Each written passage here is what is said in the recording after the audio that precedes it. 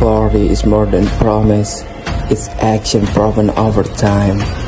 Listen more speechless because trust is built, not climbed.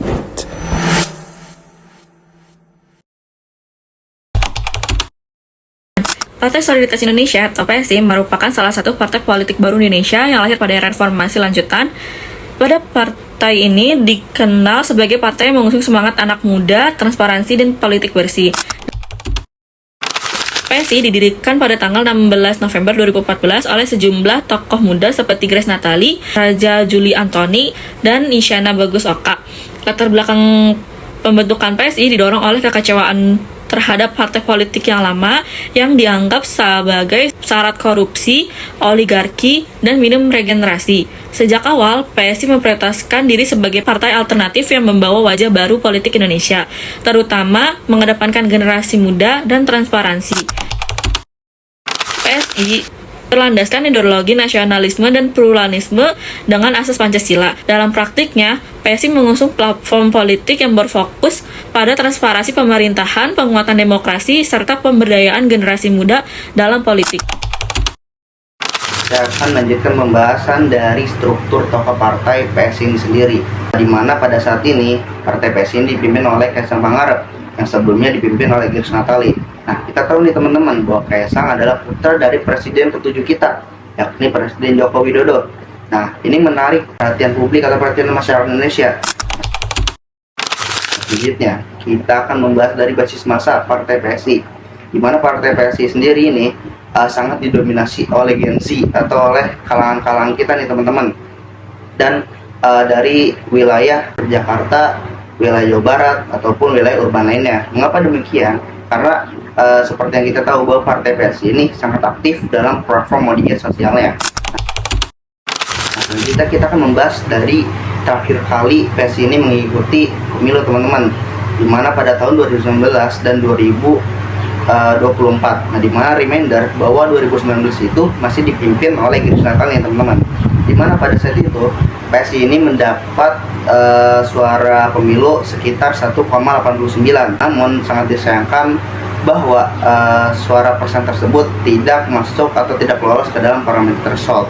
Nah, pada tahun 2024 yang di bawah kepemimpinan Kaisang, ini menarik teman-teman karena Partai PSI ini meningkat pesat, yang tadinya 1,89 sekarang menjadi 2,80%. Namun sangat disayangkan lagi karena Partai PSI belum lolos ke dalam parliamentary threshold.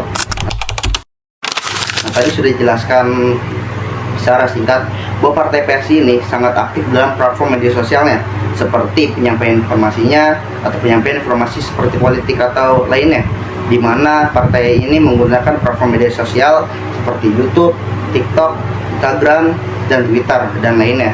Nah, ini membuktikan bahwa tidak heran Partai PSI ini sangat banyak didukung oleh kalangan-kalangan kita seperti Gen Z, teman-teman. Dalam sistem multipartai di Indonesia, PSI masih tergolong sebagai partai kecil yang belum memiliki kursi di DPR. Namun demikian, keberadaan PSI tetap memiliki makna politik sebagai representasi aspirasi generasi muda dan wajah baru dalam dinamika kepartaian nasional. Kekuatan utama PSI terletak pada citra yang modern, bersih, dan dekat dengan anak muda.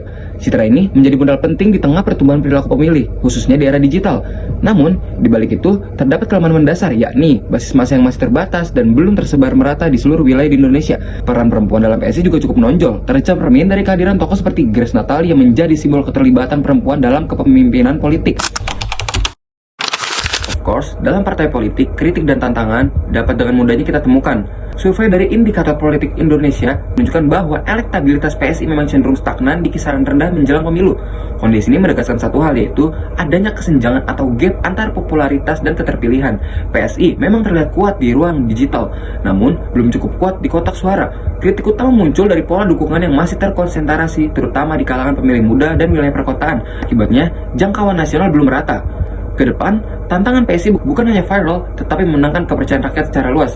Because gain the trust of the public merupakan salah satu kunci kesuksesan dari sebuah partai politik.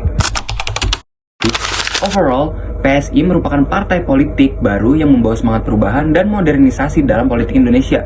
Meskipun belum berhasil masuk parlemen, tren peningkatan suara menunjukkan adanya potensi perkembangan di masa depan. Kedepan, peluang PSI akan sangat bergantung pada kemampuannya memperluas basis massa, memperkuat kaderisasi, dan menjaga konsistensi nilai politiknya.